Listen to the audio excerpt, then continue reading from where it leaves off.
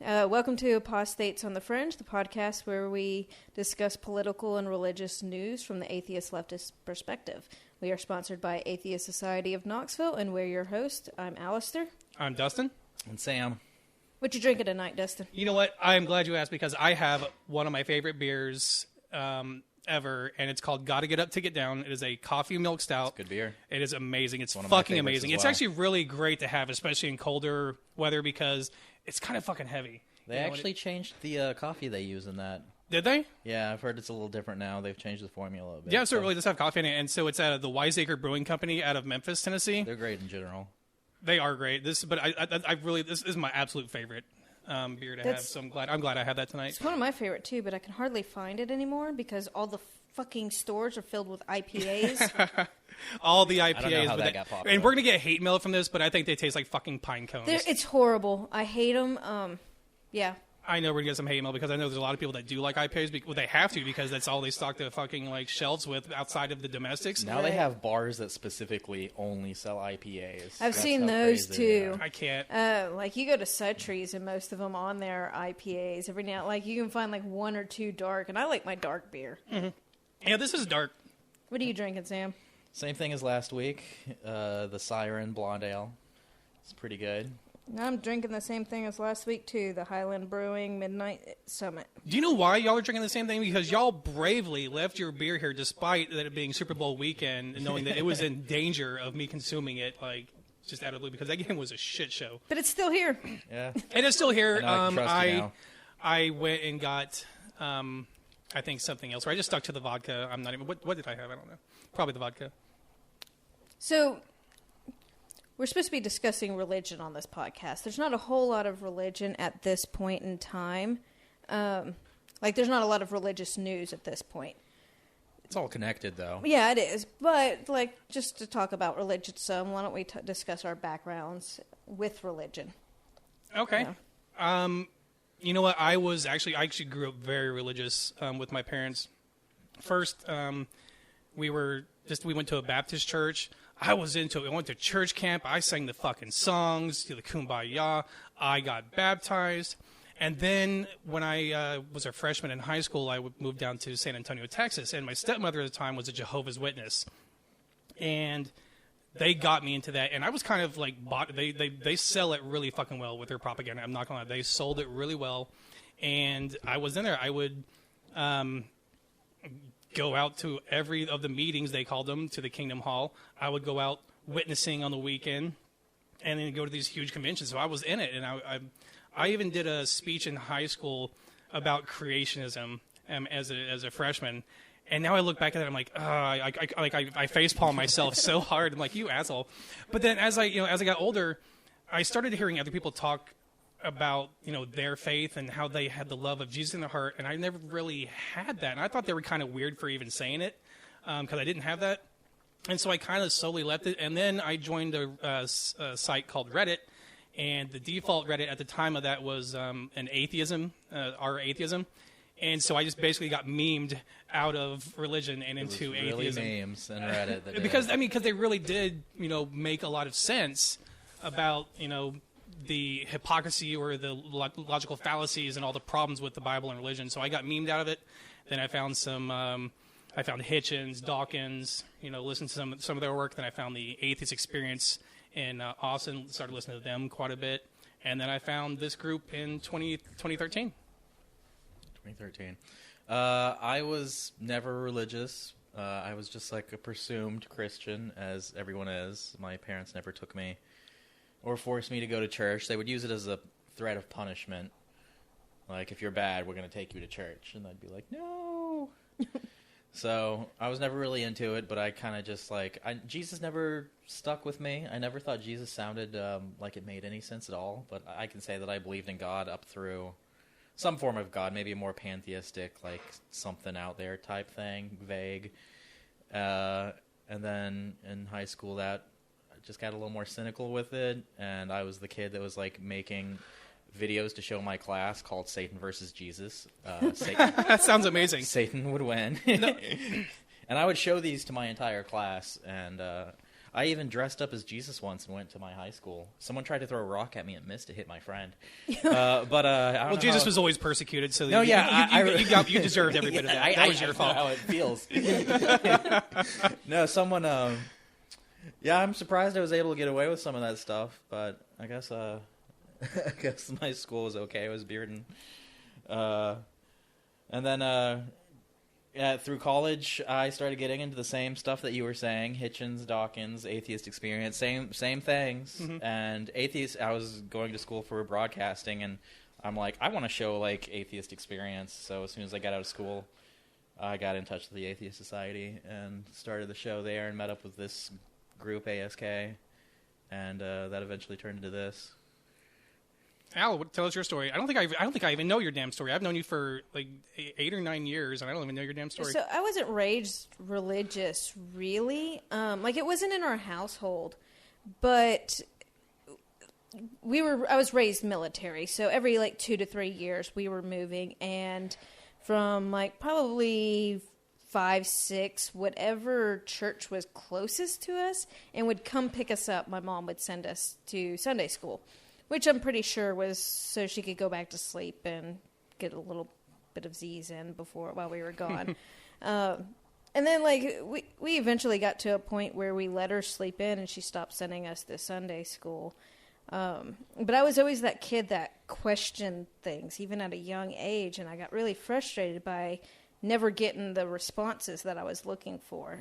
I was told not to ask questions a lot when I was younger. Well, that's general. It's Right. always, don't ask questions, follow on faith. But then at like 13, my mom, who I use air quotes when I say was not a racist, she sent me to Catholic school because I was hanging out with a little black boy.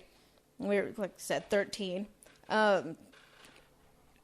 So by that was the point in time, I'd already been exposed to several different sects of Christianity, and then they threw me into Catholic school, and I'm noticing all the differences, and they all believe in the same God, and like the contradictions in it all. It all started like I was thinking about it. I was noticing, recognizing it, and I started questioning a whole lot. And then by 15. I finally got to the point where I said out loud, I'm like, I don't think God is real. And I said it to my mom, and all of a sudden, we're Christian. In this house, we believe in God. I did not. But yeah, so I've always been a non-believer. There was a point when my brother passed away, 2007. It was a sudden thing. The last thing I wanted was to never see my brother again. So I tried. I was 25 at the time. I tried really, really hard to believe. It didn't work. Nothing. I was talking. My friend's uncle was a pastor, so I actually really like him, though. We would sit and talk a good bit about religion, and I really enjoyed my discussions with him. And I still, to this day, love discussing religion with certain religious people.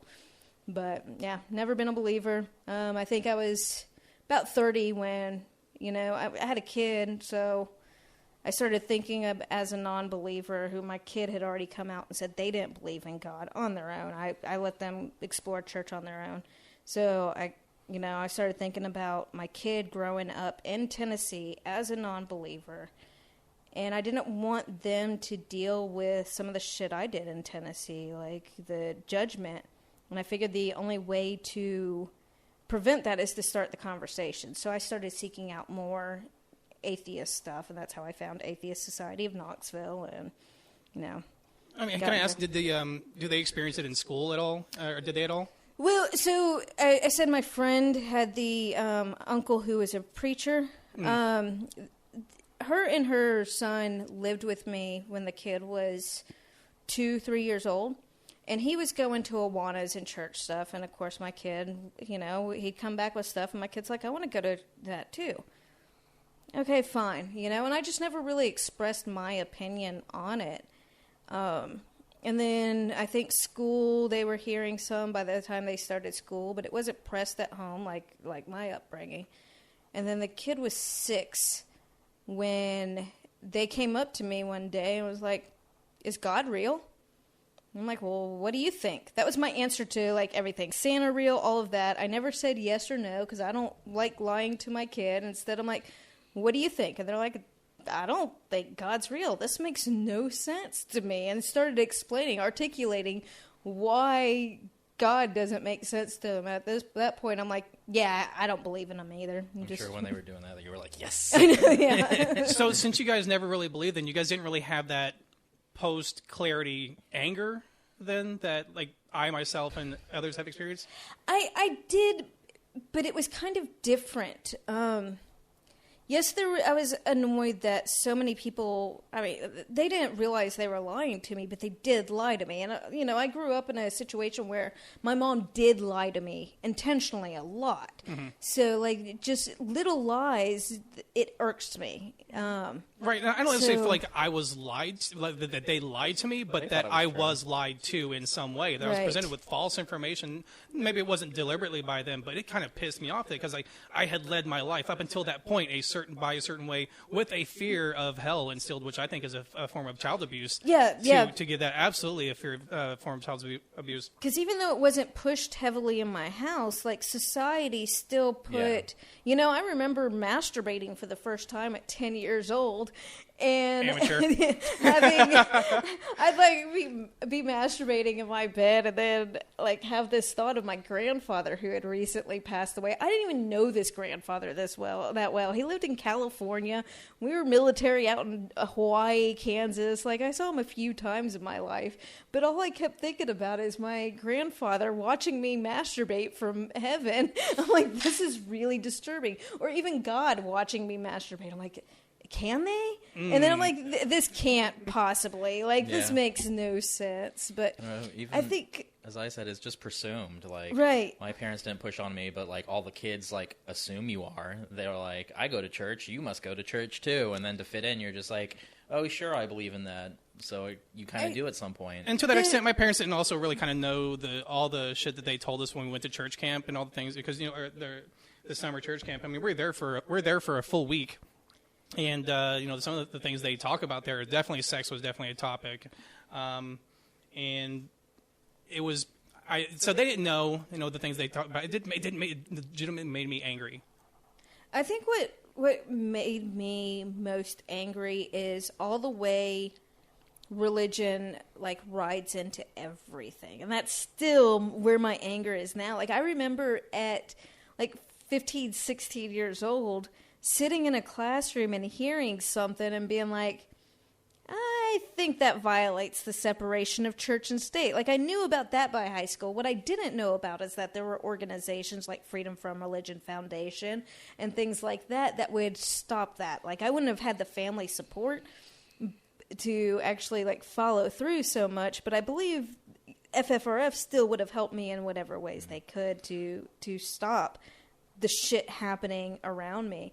Another thing is when people found out that I didn't believe, there was this sudden shift as if I'm a bad person for not believing. As I said, in high school, I was literally making videos with Satan. I did a video where Satan roofied Jesus and tortured him a la Deer Hunter, and like made him play Russian roulette in a shed, and then like had a special effect of where he drilled into his stomach and like blood everywhere. I showed that to my class. Like, it's really fucked up, Sam. They knew I wasn't. Sam, who hurt you? Well, they knew. I talked in high school. I would tell people, a lot of the reactions were some people just stopped talking to me. Other people tried to talk to me more to try to convince me. A few people would invite me to church, and I actually, even in high school, I would go to church when people invited me. Just, okay, well, no one invites me twice. No, they don't. I'm like, I'll talk to your preacher. They're like, please do. And then they're like, never again. Well, it was about that time when I was going to church when people invited me. This was 15. I started researching a lot of other religions as well, because I'm like, okay, well, I'm definitely not a Christian. Maybe there's something else I can believe in. And it got to the point that looking at all these religions, I'm like, all of them in some way or another have some version of doing to others as you want done to you. Like, it's all worded different in different religions, but the concept is still there. You get what you put out in the world. And in my mind at 15 years old, I'm like, why do I need a God for that? Mm-hmm. You know, why can't I just try to be the best person I can be? Like, and there was always the thought of, if God is real, if I'm wrong, why would he punish me for using the brain that he supposedly gave me? Exactly. That has the ability to question. Like, he gave me this brain to do this, so why would he punish me for doing it? So. But to the point you said earlier where you felt bad that you didn't believe, and I had the same kind of thing because, as I mentioned before, where I kind of even mocked the people who was like, I love Jesus so much in my heart. While I mocked them, I also felt bad that I didn't believe as much, like what was wrong with me. Right. And it was a self-reflection that, was kind of damaging to me at the time because I wasn't what I thought society expected of me, that something was wrong with me, that I couldn't be what they wanted me to be. And it was kind of damaging, and that's the harm that, religion and the installation of, you got to have faith does to people. And so, yeah, when I finally got out of religion and said I don't believe in God, and the fear of hell didn't really stick with me that long, but I was fucking mad that everything that had happened to me throughout that my life, because of what they had instilled into me as the truth, when I'm like, that's not true. That's absolutely not true. I think we can connect this with our other side of our topic of our show, like how did we become the leftists we are too? And I think that was a part of, like, I've always been pissed off at conservatives my whole life. I had gay friends in middle school and through all that. So, like, I always hated George Bush, George W. So it's obvious that those two things are connected. So. Mm-hmm. I definitely became way more left as I embraced my atheism or non-belief. Absolutely, LGBTQ, trans rights, abortion rights, literally everything.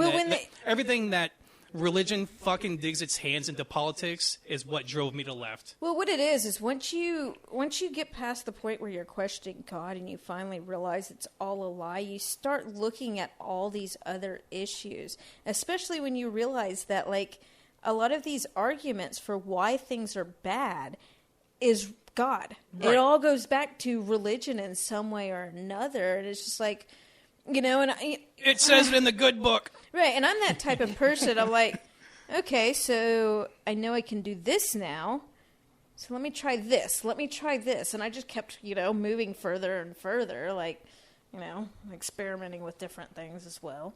But yeah, so I think me being as left as I am today, I think atheism, my road to atheism definitely helped some with that. I think I've always been more left, though. And I think my brother, I listen to music a lot in my car that my brother introduced me to as teenagers. And I'm like listening to these lyrics. I was like, my brother did a lot to shape me and make me this way. That's true, too. I listened to a lot of anti-religious music growing up that pushed me that way. For some reason, Corporate Avengers, it popped into my head about a year ago. I hadn't listened to this band since I was in college the first time, so 19 years old, like half of my life ago. My brother introduced me to Corporate Avengers, and I listened to it like all the time, and then 15 years go by, and I don't listen to it. And I find it again. Like, the whole time I'm thinking of my brother. I'm like, yeah, he definitely created this monster. Like, no, unfortunately, I grew up in fucking Midwest, Indiana. It was in Indianapolis, but we did move to Cloverdale, but now raised on country music, at least from what I can remember. And that was when I was in fourth, fifth grade. So yeah, we were raised. My mom listened to country music, but my brother was a musician, so he kind of opened the door a good bit. Because country music is just about God, and a lot of times, so I already got in trouble for that this week. Saying fuck for what now? A lot of people jumped on a post I made about fuck country music and that it's fundamentally racist. Oh, I saw that. I saw that. Yeah, I missed that one completely. Hey, That's funny. did either of you? So once I did leave religion, and I started listening to Atheist Experience, I was like, I kind of want to do what these guys kind of want to do. I got into counter apologetics. Did you guys get into that? You know, I loved it because it's an argument. You know, you can always win because they're not coming up with any new. Exactly. It's just, they anything regurgitate new. the same arguments. You For mean the last- arguing with Christians? Yeah. Because, yeah. The Well, I last- mean, No yeah, new that's- arguments for thousands of years. Haven't figured anything new out. So I don't think I got into it like once I finally made the jump to call myself an atheist, which wasn't, I used the word agnostic, things like that. I think I did but first too as well. I was 30 before I I finally threw out the word atheist and so, yeah, decided I'm owning it. It was I didn't use the word. I used agnostic until I read God Delusion. I think where he was like, "Hey, it's the same thing. Quit calling yourself agnostic." Right. But I was debating with Christians back in high school. Like it's just something I've always done. Yeah, I didn't, and I also embraced the term agnostic because I was like, well, I don't know, at the time, but It was really. I just not an I either just or, it was yeah. what's I had his name? misdefined it. I had misdefined it, or had been misdefined to me, so that's why I That's embraced what it. People I even treat finally you better when you say started. agnostic. Like Yeah, you're it sitting on doesn't the ha- fence and they can get you. You can Well, can push you on their side. It doesn't For have the me, stigma, yeah. because the word atheist was just is akin to Satanism for just about for Yeah, I these just people. made that I've- jump too. I finally started like really looking at the definitions of words, and we should get into that because atheist Yeah, and they're not agnostic exclusive. are not Yeah. interchangeable. Atheism deals with belief. Gnosticism deals with knowledge. I'm Right, so an they're not agnostic. mutually exclusive at all. No. I'm agnostic atheist. I think we all I are. do Most not are, know for yeah. sure. Yeah, most I can't say with certainty that there is no God. I do not believe in God. Right. So I am both agnostic and an atheist. Yeah, So, most yeah. people I run into that still call themselves an agnostic. I'm like, I'm sure you're an atheist agnostic. You don't Right. really. They haven't made that jump or connection either. I think there's still a lot of people trying to cling onto that word. But I think, like I said, part of it too is I think that highly religious people look at agnostics better. Like, oh, okay, like. Oh, you'll fall across on my side of the fence before you go and burn in hell. It'll be okay. Well, that's very true because if I'm wrong, have you guys seen any of the latest polls? Are atheists still the least trusted in terms Oh, yeah. of... Okay, because I know that especially in terms of those running for public office, they did a poll, like, who would you trust the least or the most in an order? And on the bottom, I think, was Muslim, and then below that, I think even was atheist. I don't know if that's still true. I know that was true when I looked at it was a Pew Research, but that was a few years ago. But I don't think much I think has that changed. almost even says more about people and what keeps them good if they need a higher power to be good, if that's what they're saying about themselves. I think Right. that's kind of a mirror test. That, Yeah, they absolutely think that all morality comes from God. That was a question that I got a lot. Like, where do you get your morals if you don't believe in God? Mm-hmm. Well, from empathy. The Bible didn't tell us not to keep other human beings as slaves. Where we got to the point where society finally realized slavery was wrong is people started listening to the stories of the slaves, and they, they realized these are human beings. They have emotions, and as that happened, more and more and more white people started to have empathy towards black people. I think that helped pull us out of there. I don't even see that as such a lot. I think it was more they had machines to do the work for them, so they could I don't need you to make my industry anymore. So You think it maybe was I pure can start capitalist? Yeah, driven? I think. Yeah. I mean, it's not like they were. I don't paying think that it wages was. anyways, I but don't guess think it was an upgrade in empathy. I think it was an upgrade in manufacturing systems that made them like, oh, do we need to cause this much suffering anymore? It's actually not really hurting our bottom line right now. So. But no, because the South fought to keep slaves. Yeah, but they weren't as industrial as the North. That was another big thing.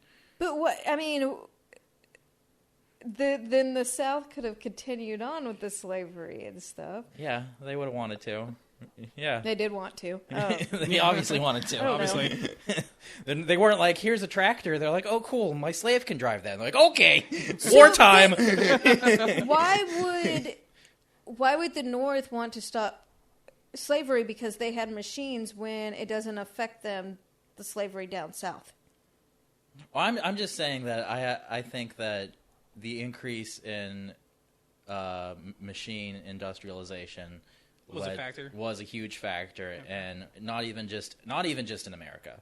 There's slavery all over the world through all of history, and I think industrialization is the actual big push to. I mean, I don't think so, because we still have it today. When we look at the prison systems, we Yeah. still have slavery. And if they could replace them with machines, they probably would, and then they wouldn't care about their lives either. I mean, the racism's still there. Like, it's still rooted in otherness.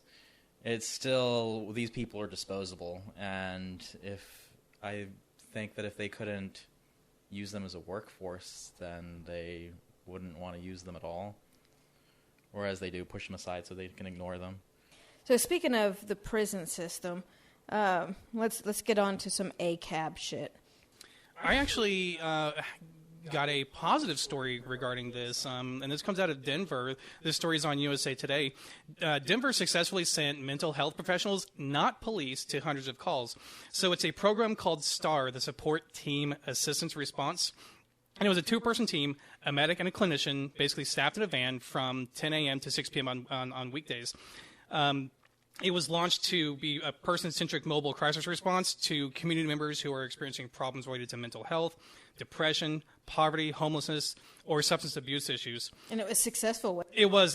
And here's the reason why they launched it, because obviously the summer protests, I mean, they launched it in June, and it's no coincidence, I think, that they launched it in June because of, what happened, the protest for Breonna Taylor and George Floyd. The massive nationwide, even worldwide protest. They protested in the UK, and I'm not sure if they did in France. This past summer was the largest civil rights movement in history. It covered every U.S. state. We had protests. Like there was a period where there were protests in every single state at the same time. So. It was kind of uplifting to see that kind of nationwide response. But I'm going to continue on here because since 2015, police have fatally shot nearly 1,400 people fatally with mental illnesses, according to the database. Now, Sam, over the first 6 months, I'm going to quiz you on here. Okay. They were able to respond to 748 calls. Okay, how many of those calls do you think The cops required? Yeah. No. This is the STAR response team. So no police. But how many of those calls do you think required the assistance of police? And how many arrests were made? What do you think?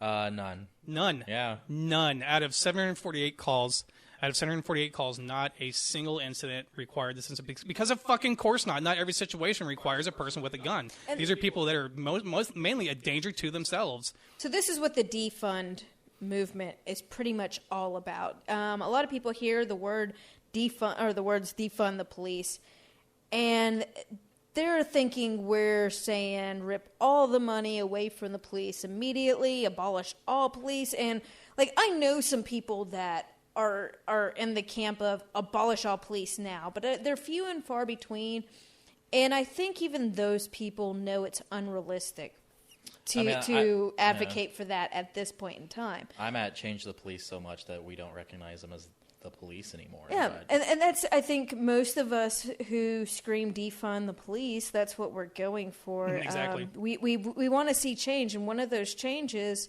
is taking the money that police have and putting it towards mental health services, drug treatment, things that actually help the community. Because as of now, our prison system is completely punitive. Oh, absolutely. There's no restorative factor to it. There's no real rehabilitation.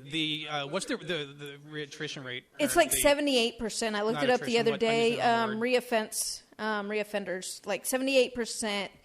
Mm-hmm. I may be a little bit off there, but I'm almost certain it was in the 70s for that one. It's not working. No, it absolutely is not working. And they found a way to make money off of it. I was also thinking, that's the same mentality of Christianity, too. It's all about punishment instead of rehabilitation. You're going to go to hell forever for sinning. It's not we're going to, teach you and, make you better and put you back on earth. It's the same like system of you need to be punished for what you did. So the theory is if we treat the disease and not the symptom, we can have less crime. If, because most crime is need-based. And I'm going to include drug-related crimes as need-based. Right. Because whether we want to admit that it's an addiction. In their mind, they need that fix. Yeah. Mm-hmm. And you can tell them all day long, no, you don't really need that. They need mental health doctors and drug treatment. And those because are two things that Tennessee has continually defunded over the last decades. And so you're right. It's exactly what we were pursuing when we were going to defund the police. So that's why I applauded what Oregon did, right? Right. And that's when they decriminalized like the majority of drugs and with certain substances. That's true because too. I'm sorry. Yeah, that is true too. Yeah, Portland, you said? It was Oregon. Yeah. Yeah. And well, you said Denver decriminalized mushrooms, I think, too. Did they? I didn't know about that. I don't think I saw that either, but I would like to see a lot more. Do you think this will be adopted in more cities, or do you think they're going to keep do you think it'll be a red state blue state thing in terms of what they do with their police response and getting the proper help to the situations that a lot of these some of these are just wellness checks. It's a wellness check and they end up getting shot. And it's fucking absurd. And so, that's why not every situation needs a gun, because I was correct. They get, trigger happy with their visits, and it does not need to happen because the threat, there's really no threat to begin with. If the only threat would maybe be to themselves. And so to have proper help is, I think, a step in the right direction. But I don't see red states adopting this at all. I mean, because their voters are pro-police. They have that thin blue line flag flying and shit. One thing is it's a city thing, not a state. That's also true. So individual cities, Fair. I know we're pushing for it to happen here in Knoxville, and I think did they take a little bit of funds away? I think there was discussion. I don't know. I think they're playing a shell game. Well, we'll take away from here, but it's not really going anywhere, and it's back over here. This is the same city that told us a year and a half ago that they were going to invest in body cameras, and we still don't have body cameras on the cops. So speaking of body cameras, who else doesn't have body cameras? Who? Metro Nashville Police Department. Who just yesterday Tennessee doesn't have body cameras, right? Well, Knox County Sheriff's Department has them. But they don't have any they don't have to have them on all the time, right? No. There's no mandate. Yeah. I don't think right now there's anything punitive for officers that disable their body cams. I don't think anywhere there's penalty. I think that's one of the issues that people are out there screaming about is the lack of accountability is that, these officers can just turn that body camera off and it's no big deal. But Tennessee has a problem of just not having the body cameras. You know what's kind of a terrifying thought or a depressing thought is that we're in an age where everyone carries a video recorder in their pockets. Right. Well, that's the only reason we're seeing the evidence of these atrocities. But this has been fucking going on for a long time. We just didn't know about it. Well, that's in Nashville. So yesterday, a 21-year-old was shot. His name, let me get his last name here real quick. It's Marquette. There's the story with him, Marquette Martin. There's live streams immediately after the shooting that was all over social media, and witnesses are saying that the police shot this guy. Mm-hmm. Police come out a few hours later and say that they got calls about a suspicious person with a gun, so they showed up. Marquette takes off running. He falls, drops his gun. He picks his gun up and continues running, and the gun fires, and he shoots himself. Well, like you said, there are cameras everywhere now. So we get another angle like a footage of the actual shooting, and it doesn't really show what police are saying happened. You see Marquette running. Now this is like a security camera. It seems like where there's like time lapses, and it's like every couple of seconds. You see him running. It kind of stops, and then it continues on. But you don't see the cops gaining on him at all, as if he fell. Next thing you know, you see a cop raising his hand towards him, and it's from a distance, so you can't see what's in that hand. But just after the cop raises his hand towards Marquette, who's running away from him, he just falls forward to the ground. You don't see him trying to get up. In fact, after like it freezes for a second, he's in the exact same position in the exact same spot that it was before that little 2-second pause. So he clearly at that point wasn't trying to pick up his gun and run. So it really looks by this footage like the cops just flat out shot him in the back of the head as he was running away. Are they really trying to say that he shot himself when they're going to be doing ballistics, right? Yeah, but the cops handle the ballistics too, so... Right. Well, there should be an autopsy. Everybody who was shot there, himself on purpose? No. There was an accident when he was running. An accidental discharge. What I think they're hinting at is they would when be able he to tell that shot for sure. it or when he dropped it and picked it up. Like sometimes it fired, like it misfired as he picked it up or something and was running. Like maybe dropping it. We all know our gun safety, like... I don't know, like... We know our gun safety, I think you would know where he shot himself if that Here's happened. the thing, though. Like, if you pick up a gun and you start running like with it, how are you going to hold that gun? You're going to hold it... He would have to be shot on the side, yeah. You're probably going to pick it up. At best the side of the leg, I would think. He didn't shoot himself in the back, that's for sure. You're not going to pick up that gun and point it to you in any way. Yeah. You're going to pick up that gun, probably have it at your side, and keep running. Even if you're running and you have it here, like on the side, your arm's going to go up, but it's not. They keep saying that he was shot in the head. I did watch a video after the shooting, and I've heard some people say that you can see he was shot in the head. I was watching on my phone. I was not able to get full screen to really examine that video, so I personally can't say, like, yes, he seemed to be shot in the head. But if he was shot in the head, who fucking runs and points a gun at their head to shoot themselves? Like, there's nothing really natural about that. So it doesn't make sense to me. Yeah, I would think ballistics would cover this. I would think so as well. Like I think that was just a knee-jerk reaction to calm the PR storm. But the ballistics, trying to cover their backs too. Yeah, but I think eventually ballistics will reveal, and it'll reveal the truth if they release, obviously. Exactly. If they release it, who does it? If an independent source does it? If anybody outside of the police department is able to actually see the body? Mm-hmm. Needless to say, we can probably expect to see some action in Nashville this weekend as far as protests and stuff. In fact, I'm already hearing maybe Clarksville, Black Lives Matter, and Nashville, Black Lives Matter are organizing. You would know this more than me. Are they still banning the public areas for protesters? I know that was an issue last year in Nashville. It's not that you can't protest on public ground. You can. You cannot. You can't have occupations. It's a ratchet strategy. They call it, which they tried to do this back in 2010, 2011, when, I guess it was 2011, with Occupy. So, you can walk through, but you can't stand still for, an hour? No, you can stand still. You can be out there for fucking 4 hours during the day protesting. That's fine. You can't set up canopies or tents.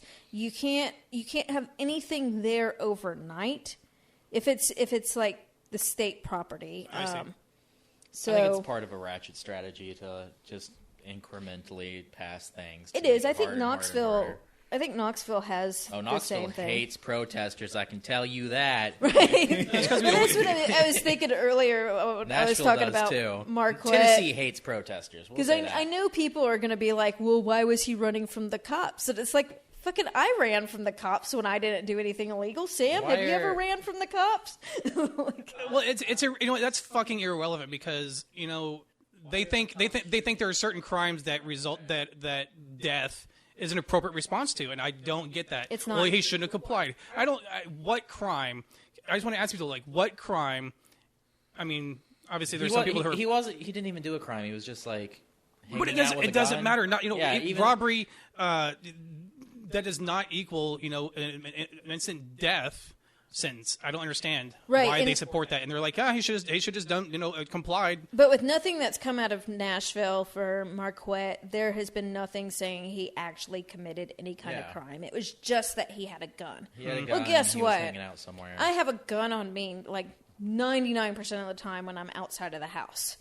Just having a gun on you doesn't make you a criminal, or else a whole bunch of white boys would be criminals, But a black man with a gun, the police have to, go chasing after him. Yeah, and they don't try any nonviolent means. He doesn't have any nonviolent thing on his utility belt. He's not Batman. He goes for his gun. There's no attempt to subdue anybody in any... They go straight for kill methods because someone's running away. What's worst case scenario if he even gets away?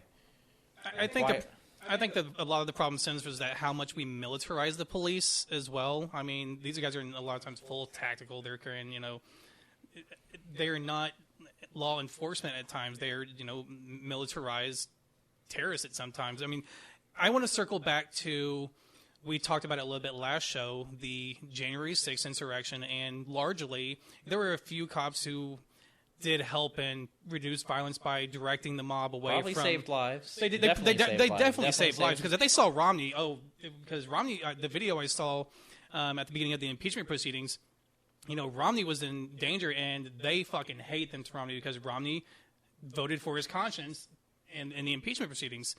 But for the most part, largely police inaction, and then sometimes they were complicit in allowing them through and assisting them and taking selfies with them. That is in stark contrast to what we saw over the summer where I was watching, it was peaceful as shit until the cops drove by and just maced them from the windows. They would run them over, they would beat them, they would launch tear gas, at these protests. And they fully instigated it, and because they were militarized in that gear, and a lot of those protests became violent as a result of the action the police gave to them. I mean, they, shot people in the face with those rubber bullets, the beanbag shotguns. They caused a lot of damage to just clear out an area because they were just merely occupying it. And I just wanted to, and I think it's because of the race thing. I mean, it was largely white at the insurrection attempt. It's also against them. I think that they had a personal grudge against it too. That's definitely how I felt about it from my experience as well. When people are out there, they're protesting them. Right, I get get that's true. So even if it's a bunch of white people, they're still like, "You're out here because you hate me," and I'm like, "Yes, I do. That's why I am here. Thank you." Speaking of the militarization of police, Unicorn Riot came out with this report on this. It's the Cirrus SR-22 spy plane, which I can't find the part on here, but I believe it's the surveillance technology on it is better than the military has. They admitted through, I guess, public records probably came out with it, but the fuel alone on this was $137,000 over the summer for surveilling the protesters in Portland. Yeah, they love their toys. They just want to use their toys. Didn't Knoxville buy a fucking tank? Yeah, American Cannon rode around on it to show us what They say that they didn't buy it, and this is what it was a rental. No, it's not. So just go to your local tank emporium. It's federal funds that are being sent to police departments for this purpose. So it's not coming out of Knoxville's tax money, our tax dollars. It's still coming out of our tax dollars.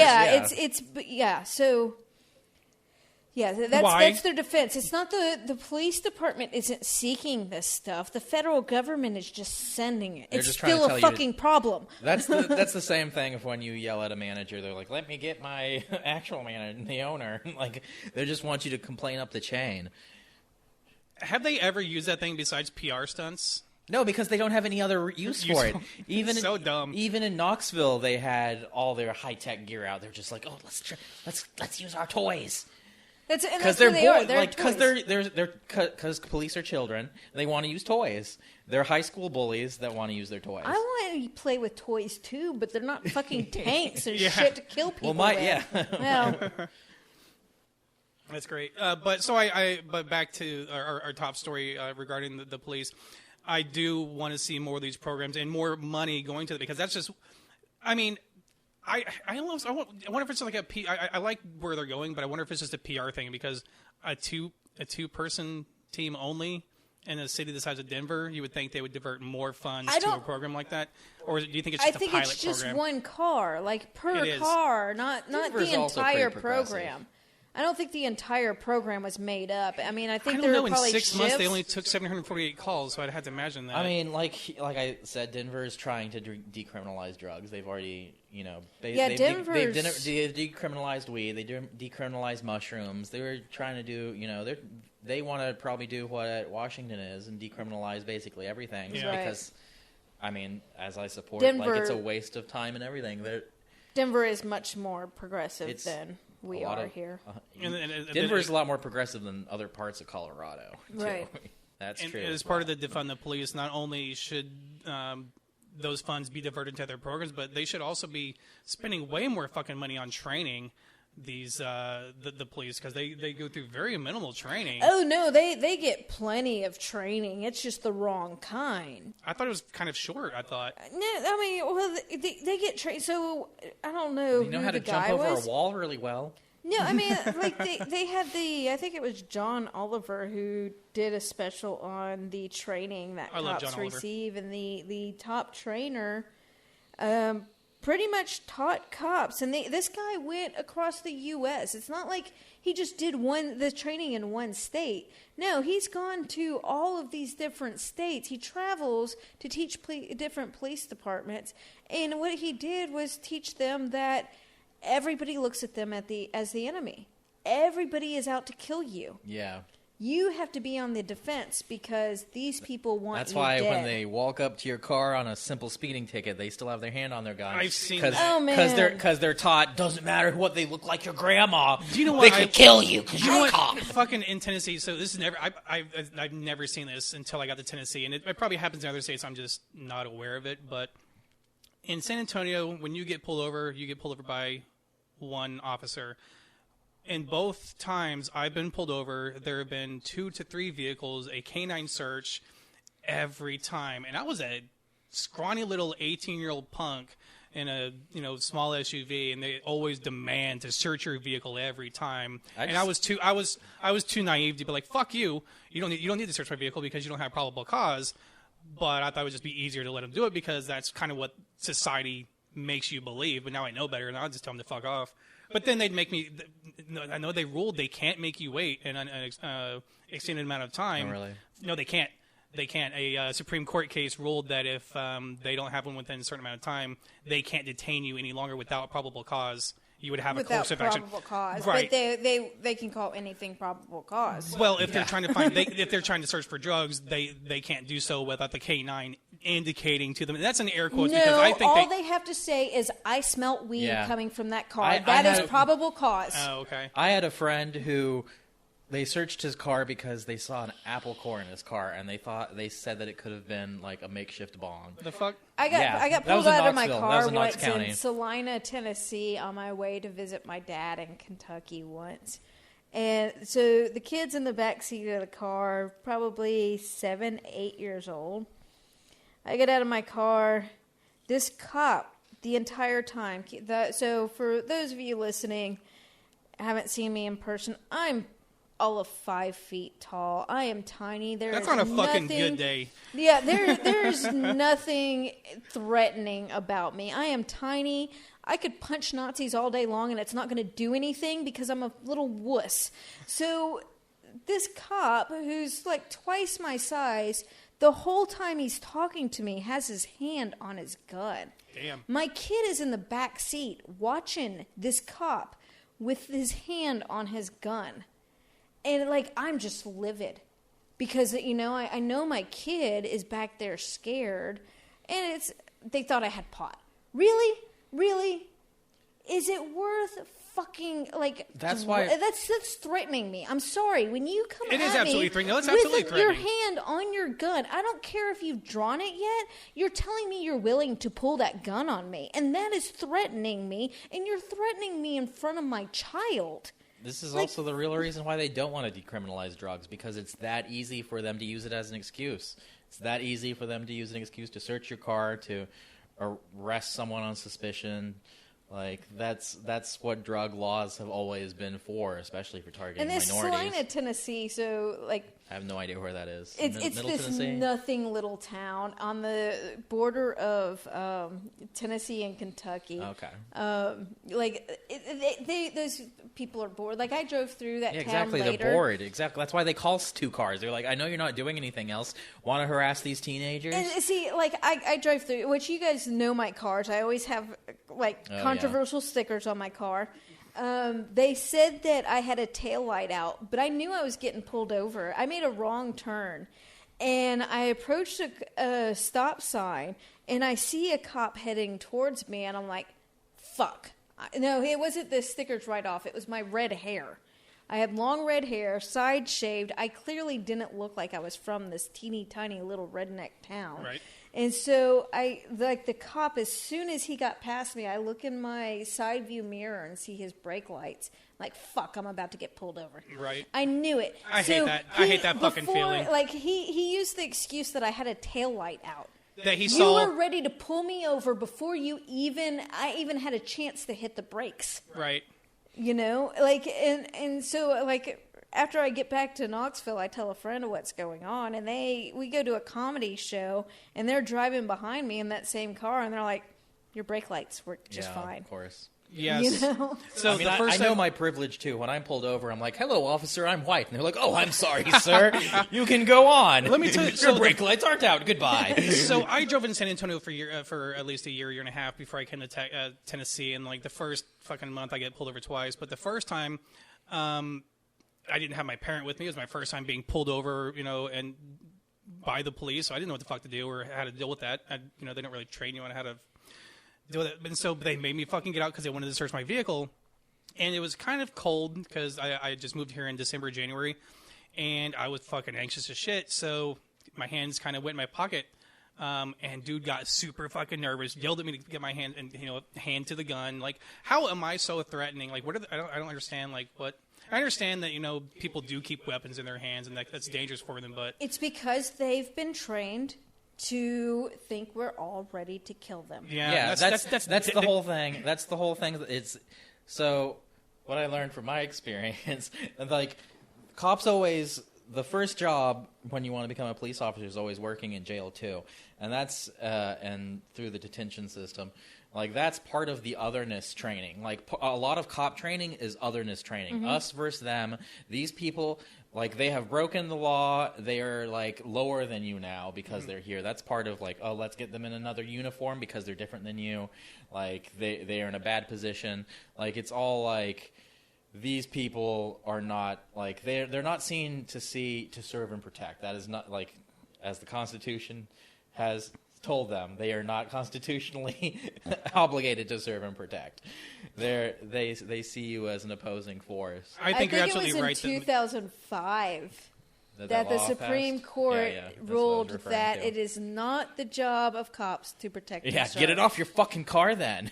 Right. But I think you're 100% right that the majority of their training is to protect themselves and assume that there is a dangerous threat at every situation, which makes them so trigger happy and that they think that their life is always in jeopardy, and that's why there's all these people that get shot. Wasn't there a guy that got shot recently, he wasn't even the suspect. Like, they were chasing a guy. Yeah, it was...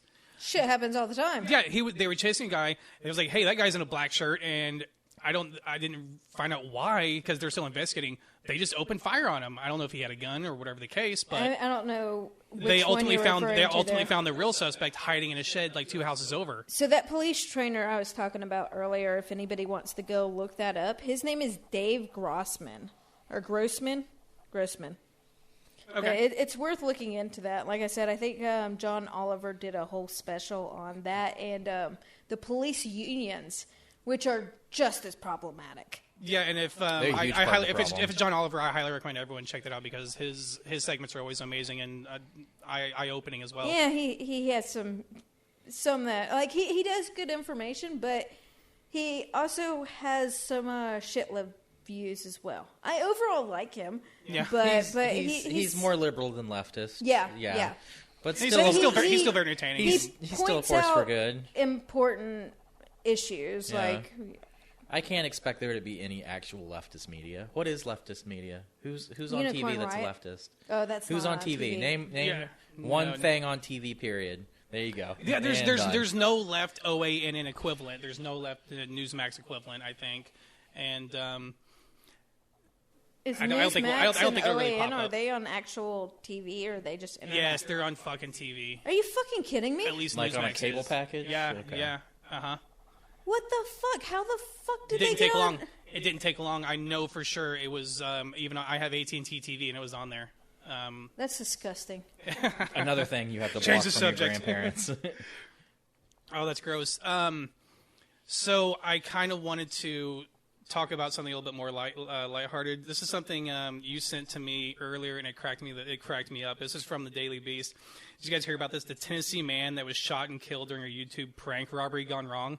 A prank robbery. Yeah. So yeah, that's. I mean, you know what? Here's what happened. So this guy. How many subscribers did he gain from that? I know.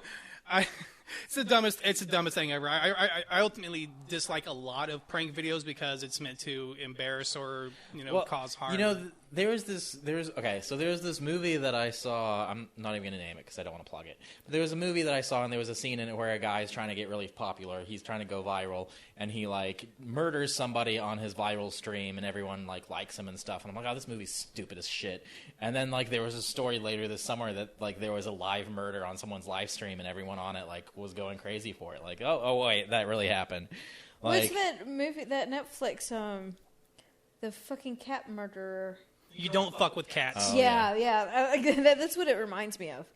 But yeah, let's hear. Well, this that was break. the whole point of that. You can kill people and get likes, but you can't kill cats and get Right. likes. Oh, not at all. That was the point of that documentary. Okay, so Timothy Wilkes approached basically a group of people, and so he was with a friend as well. They approached a group of people. Obviously, the guy was probably recording him, carrying butcher knives, and carrying fucking butcher knives. Did he have some the Purge mask on or something? Was he trying to I don't think so. The other person didn't know he was. They didn't know they were being pranked. I love It wasn't like a stage prank like you see on Facebook, all these prank videos, and you can tell they're 100% staged. I'm going to read this Everybody's in verbatim on it. because I think whoever wrote this article was just, I thought it was just hilarious. Starnes told police he fired in self-defense. Wilkes and the other person were pretending to rob the group for a video, but Starnes was not in on the gag. As someone who concealed carries, It's just a joke, bro. It's just a joke. He's bleeding out. It's just a prank, bro. yeah, no, I'm sorry if a couple of people walked up on me on a park or some absolutely. shit, and they pulled knives on me. I mean, if they're brandishing two people, one of them brandishing a knife coming at you and threatening to rob you. I'm shooting you. I'm sorry, I'm shooting you. I know it's just a silly story, but I wanted to talk about it because it's just dumb and kind of lighthearted to joke about the dumb shit that people do. That's a story of you fucked around and found out. You fucked around and found out exactly. All right, guys, so we have this impeachment happening, and we should probably talk about it for a bit. Have you guys been following it all? Oh, yes, the treason. The treason 2.0. So I did. I followed. I watched the video they put out. It was a 12-minute video. It was a 12-minute video that they had that showed Trump's comments and then juxtaposed that with the insurrection and even new footage I had never seen before. They edited the shit out of this, and it was really powerful imagery. Did you guys ever see that? It was a. I've didn't see been all of hearing the audio, so I'm listening in my car while I'm driving around, you know. So I'm not seeing any of the video footage, but I'm hearing, and I don't even know if it was the 12-minute one that I've seen, but Yeah, I've been seen hearing shorter clips. a whole lot of audio from Trump. What gets me is like they're not focusing just on January 6th. Yeah. They're covering Trump's entire presidency. They're covering from when he campaigned. Well, because over it's 4 all years. it's all a culmination of everything he's done. I mean, he's It is. incited the people during his rallies to kick and beat up people that were there protesting. So is that what the 12-minute video is? No, that was Okay. introduced probably either yesterday or today. I'm gonna look that up. Yeah, but I don't believe that was part of the initial. I think that was solely the January 6th insurrection, the video that I saw, and then I saw. A lot of people have seen this because the Daily Show put this out.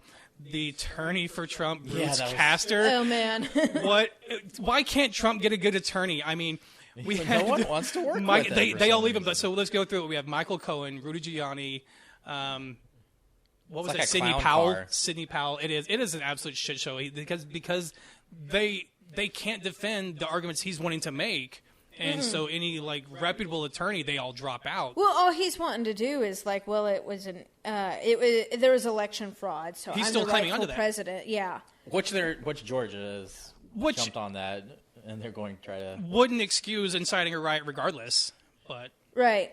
so it's a bad argument and to make Which is why anyways. his lawyers won't do it. Like, Were you talking about the clip with his lawyer, where his lawyer was literally like, "I'm gonna have to ask for a break because I wasn't expecting that to be so good." Like literal quote. Like literally, he's like, "I wasn't expecting." I don't the know. All I Democrats know to is be that so he was making the most bizarre, like opening statement and kind of introducing himself, and like he the was lawyer from stumbling Always all over Sunny his or words. something. It was something you would expect from a Trump attorney. so I He was remember, just- I he was remember completely- going to court like several years ago with my mom. Just like she was trying to get my kid from me, but I ended up the first time I went, I didn't have a lawyer, and they pretty much steamrolled over me, and then after that I went and got a lawyer to cover me. And it was funny because my mom clearly got the cheapest lawyer she could get, where I ended up paying very little for my lawyer, but I got one of the best lawyers in my town to represent me. And we went back to court, and I remember like just wishing I had popcorn, because every time my Yeah. lawyer spoke, her lawyer would be over there like, you know, he didn't know what to do. He didn't know how to hold himself in court. He just like they were being like steamrolled, and that's seeing the videos of him. It Lawyers just are great reminds when me they're of on your that. side.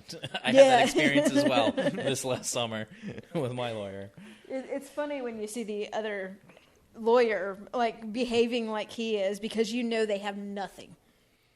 But unfortunately, But does nothing matter because, you know, we're going up against it, like the Republicans are just straight up traitors. So I oh, heard absolutely. today.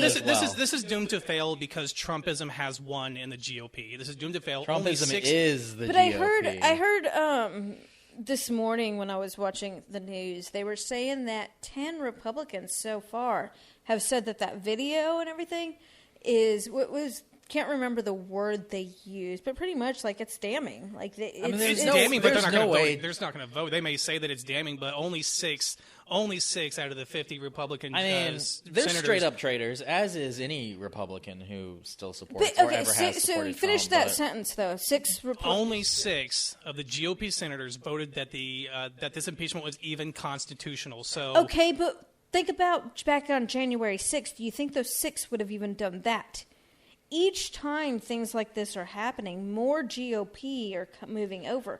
Mitch It's just not enough McConnell time. hasn't It's even. still not I'm enough. a little There's still not enough. surprised that they still think that Trump has any future in the GOP or politics. in it's not general. that. They just know they're riding his success because they know if they vote to impeach, then they're going to get primaried or they're going to get voted out, and that's their fear. We don't because- even know how Mitch McConnell's going to go on this. No, we don't. Because he's been I really don't fuck that guy quiet anyways, I about don't it. care. Like, he can die in the dirt. Well, he can't. Well, I mean, After he votes to impeach, yes, he can die in the after he dirt. votes to impeach, like If that's he will. the thing If he is will. though is Trump turned on him. Yeah. That So is true. is he gonna go But Trump in turned on and- all of them, and all of them don't give a shit. Yeah. They don't care. And I always said the whole last 4 years of Trump, they were just agreeing with everything he said because he gave them power. But he doesn't give them power anymore. Trump So gives why them are they power. still loyal? I think He I think he still does because they know that a vote against Trump with these people that are still angry that think the election was stolen, that if they actually vote to impeach, they will lose in their state when they go up for re-election. I think they'll get primaried. I hope like hell the fucking Democrats keep the momentum that they've had, Oh, I'd even love though it. like fuck Democrats, they're just as bad as Republicans. Well, no, Not just us. marginally better than Republicans. They're better. Marginally. They're Just- not just- as good as we want, but they're definitely by far better. when it comes to capitalism, that's my thing. Like, They're all capitalists. I know that's why I say they're not better. But when it comes to like Some human are rights, bigoted treasonists. Democrats are a little bit more. They're still killing people with decisions they make. But I don't know. Yeah, so ultimately, I think we all agree this is doomed to fail. And I know we talked on our last show that it may not matter because there are state charges that can be filed against him, and we did. And I did bring up Georgia. I'm happy to report a news story. Let's bring this up. I think this will be our last one before we wrap it up. Fulton County District Attorney Fannie Willis, this is from Slate.com, has opened a criminal investigation into Donald Trump's attempt to interfere with Georgia's election. This is going to be just the first of a few that A are few. coming up. Well, Because New New York York, is definitely New York's definitely going to go after him. I'm sure there's other states that. Well, I think it's going to be a dam. Like once the dam breaks, once one of these people actually Fingers crossed. successfully, Fingers crossed. So, according to the New York Times, on Wednesday, Fannie Willis, he was actually recently elected Democratic prosecutor, sent a letter to numerous officials in state government, including Mr. Raffensperger, requesting that they preserve documents related to an investigation into attempts to influence the state's 2020 presidential election. They have a very strong, compelling case, and if they do press charges, I think they will be successful in Do that it. endeavor. Do it, indeed. Do it. All right, guys. Well, I think we had a great second episode. I'd like to thank everyone that joined us for this. Again, you can find us on all social media. We're on Facebook. We're on Twitter. You can also find us on our website at apostatepod.com. Please give us a 5-star review everywhere you can find us, and we'll see you guys for the next record. Thanks for listening. Thank you all very much. Apostates on the fringe. Apostates on the fringe.